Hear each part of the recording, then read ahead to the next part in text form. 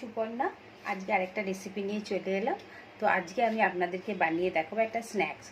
এখন তো রমজান চলছে, ঈদও আসছে সামনে, তো এটা রমজানের স্ন্যাক্স হিসাবেও আপনারা ব্যবহার করতে পারেন বা এমনি ইভিনিং স্ন্যাক্স হিসাবেও ব্যবহার করতে পারেন। বাড়িতে লোকজন এলে আগে থেকে রেডি করে রেখে দেবেন, বেশিক্ষণ সময় লাগবে না। আমি একটা ডিমে আপনাদেরকে নতুন ধরনের একটা স্ন্যাক্স বানিয়ে দেখাবো। তো পুরো ভিডিওটা দেখুন, দেখতে খুবই ভালো লাগবে আর খেতেও খুবই ভালো হবে। তো সেটা কিভাবে বানাচ্ছি আমি পুরোটাই আপনাদের এখন দেখাবো। আর আমার একটা ইউটিউব চ্যানেল আছে, সেটার নাম হচ্ছে শেফ সুপর্ণা কার্কি, সেটাতেও যাবেন, সেখানে গিয়ে সাবস্ক্রাইব করে দেবেন চ্যানেলটাকে। অনেক রেসিপি আছে, আপনারা দেখতে পাবেন, অনেক রকম ভ্যারাইটি রেসিপি আছে। আর যদি আপনারা অন্য কোনো রেসিপি দেখতে চান তাহলে আমাকে অবশ্যই বলবেন, আমি আপনাদেরকে রেসিপিগুলো করে দেখাবো। আর যারা ফেসবুক পেজ থেকে দেখছেন তারা আমার এই রেসিপিগুলো কেমন লাগছে আমাকে কমেন্ট করবেন, আমার ভালো লাগবে। নতুন কিছু দেখতে চাইলে বলবেন আর লাইক করবেন প্লিজ। তো চলুন এখন আমি আপনাদেরকে নতুন একটা রেসিপি বানিয়ে দেখাচ্ছি। প্রথমে আমি 4টে ডিম নিয়ে নিয়েছি, তার মধ্যে একটুখানি নুন দিয়ে দিচ্ছি আর অল্প একটুখানি ভিনেগার দিয়ে দেবো। তাতে কী হবে, ডিমটা সুন্দরভাবে আপনারা বয়েল করার পরে খোলাগুলো খুব সুন্দরভাবে ছেড়ে আসবে। তো আমি নুন দিয়ে দিয়েছি, এবার একটুখানি ভিনেগার দিয়ে দিচ্ছি। অল্প, বেশি দিতে হবে না, অল্প একটু ভিনেগার দিলেই হয়ে যাবে। এবার ডিমটা এখন সেদ্ধ করতে দিয়ে দিচ্ছি, যতক্ষণ না ফুল সেদ্ধ না হচ্ছে। দুটো আলুকে আমি সেদ্ধ করে নিয়েছি, কিছুই করিনি, জলের মধ্যে একটু নুন দিয়েছি, দিয়ে সেদ্ধ করে নিয়েছি। নিয়ে এবার এগুলোকে একদম চটকে নেবো পুরো। এবার আলুর মধ্যে আমি একদম কুচো কুচো করে কিছুটা পেঁয়াজ কেটে রেখেছি আর কিছুটা কাঁচা লঙ্কাও কেটে রেখেছি, সেগুলো আগে দিয়ে দিলাম। এবার এর মধ্যে আমি কিছু মশলা আগে দিয়ে দিচ্ছি। তার মধ্যে আগে আমি দিয়ে দেবো হচ্ছে কিছুটা হলুদ দিয়ে দেবো অল্প করে, সব কিছু অল্প অল্পই দেবো।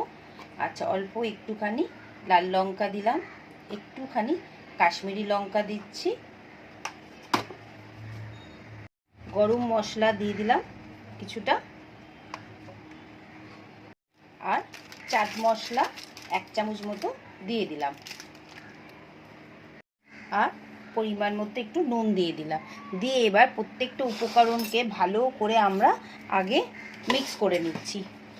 এই যে প্রত্যেকটা উপকরণকে এইভাবে ভালো করে আমরা মশলাটা মাখিয়ে নেব আগে।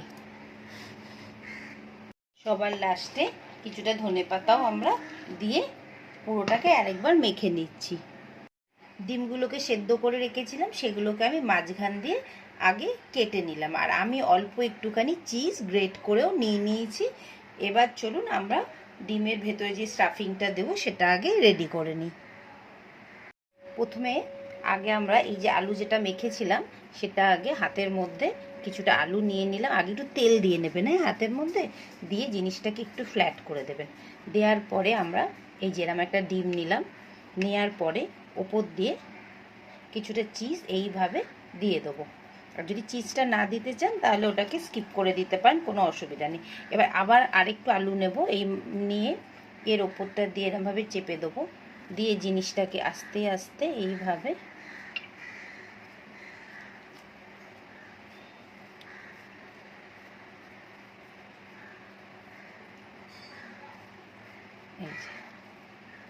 এইভাবে এই দেখুন জিনিসটা এইভাবে একদম রেডি হয়ে যাবে। একটু একটু যদি খোলা থাকে ওগুলো হাত দিয়ে দিয়ে একটুখানি চেপে দেবেন, দিয়ে এইভাবে এখন আমি প্রত্যেকটা রেডি করে নিচ্ছি আগে। এখন আমি এগুলোকে অন্তত আধ ঘন্টা একটু ফ্রিজে সেট হওয়ার জন্য রেখে দিচ্ছি। আগে আমি কিছুটা বেসন নিয়ে নিয়েছি, তার মধ্যে অল্প করে একটু লঙ্কা গুঁড়ো দিয়ে দিচ্ছি, ঝালটাও হবে আর একটু কালারটাও হবে, তাই জন্য লঙ্কা গুঁড়ো আগে দিয়ে দিচ্ছি। আর অল্প করে আমি এখানে জোয়ান দিয়ে দেবো, একটু জোয়ানও দিয়ে দিচ্ছি, আর আন্দাজ মতো নুনও দিয়ে দিলাম। এবার অল্প অল্প জল দেবো, একটা থিক ব্যাটার তৈরি করব, পাতলা ব্যাটার তৈরি করব না, তার জন্য আমি কি করছি অল্প অল্প জল দেব, দিয়ে একটা থিক ব্যাটার রেডি করে নিচ্ছি আগে। একদম একটা থিক ব্যাটার রেডি করে নিয়েছি। এবার চলুন আমরা ডিমগুলোকে ফ্রাই করি। আগে কড়ার মধ্যে কিছুটা আমি রিফাইন তেল দিয়ে দিচ্ছি, একটু বেশি লাগবে কারণ এটা ডুবো তেলেই ভাজাটা হবে। তেলটা মোটামুটি ভালোই গরম হয়ে গেছে, তো এখন গ্যাসের ফ্লেমটাকে একটু সিম করে দিলাম, দিয়ে এই যে ব্যাটারটার মধ্যে জাস্ট একটা এরমভাবে আস্তে করে হালকা করে একটা কোটিং করে নিলাম, নিয়ে এটাকে এরমভাবে আস্তে করে একটু বসিয়ে দিলাম। এইভাবেই এখন প্রত্যেকটা আমি আগে দিয়ে দিই। আমি 3টে দিয়ে দিয়েছি আর গ্যাসের ফ্লেমটাকে এখন আমি মিডিয়াম করে রেখেছি। এমনিতে দেখুন আলুটাও সেদ্ধ, ডিমটাও সেদ্ধ, জাস্ট একটা হালকা লাল কালার হলে আমি আবার উল্টে দেবো। আর উপর থেকে এইভাবে গরম তেলগুলো সবগুলোর মধ্যে আমি দিতে থাকছি। যেহেতু তেল একটু কম আছে সেই জন্য আমি একটু এইভাবে করছি, কারণ অনেক বেশি তেল হয়ে যাচ্ছিল। তো দেখুন কেমন সুন্দরভাবে এগুলোকে ভাজা হয়ে গেছে। এইভাবেই আপনারা ভাজবেন। অ্যাকচুয়ালি আমি জায়গাটাও চেঞ্জ করে নিয়েছিলাম, ননস্টিকেই করব, তারপরে ভাবলাম কেননা ননস্টিকে করলে নিচে আটকাবার কোনো চান্স নেই। আমি দুদিকই লাল করে ভেজে নিয়েছি, এবার আমি এগুলোকে আস্তে আস্তে তুলে নিচ্ছি। এগ চিজ বলটা আমাদের রেডি হয়ে গেল। দেখতে তো খুবই সুন্দর হয়েছে, আর আমি যখন ভাজছিলাম গন্ধটাও খুব সুন্দর আসছিল। আমি তো টেস্ট করব আর আপনাদেরকে কেটেও দেখাবো এটা ভেতরটা কেমন চিজটা আছে। তো আপনারা অবশ্যই রেসিপিটা বানাবেন, কেমন লাগলো বলবেন, খুবই ইজি, তো বানাবেন এটা। আর আমার রেসিপিগুলো ভালো লাগলে অবশ্যই লাইক কমেন্ট সাবস্ক্রাইব করবেন। আমি আপনাদেরকে একবার কেটে দেখাচ্ছি, যেহেতু এক হাতে আমার ক্যামেরা আছে সেই জন্য দু হাত দিয়ে কাটতে পারছি না। এই যে আমি এইভাবে আপনাদেরকে কেটে দেখালাম কেমন সফট হয়েছে, আর দেখুন চিজ ভরা আছে পুরো একদম ভেতর দিয়ে। তো অবশ্যই আপনারা এটা কিন্তু বাড়িতে ট্রাই করবেন, কেমন লাগলো রেসিপিটা আমাকে জানাবেন। এগ চিজ বল তো রেডি হয়ে গেল, কেমন লাগলো আপনাদের অবশ্যই বলবেন।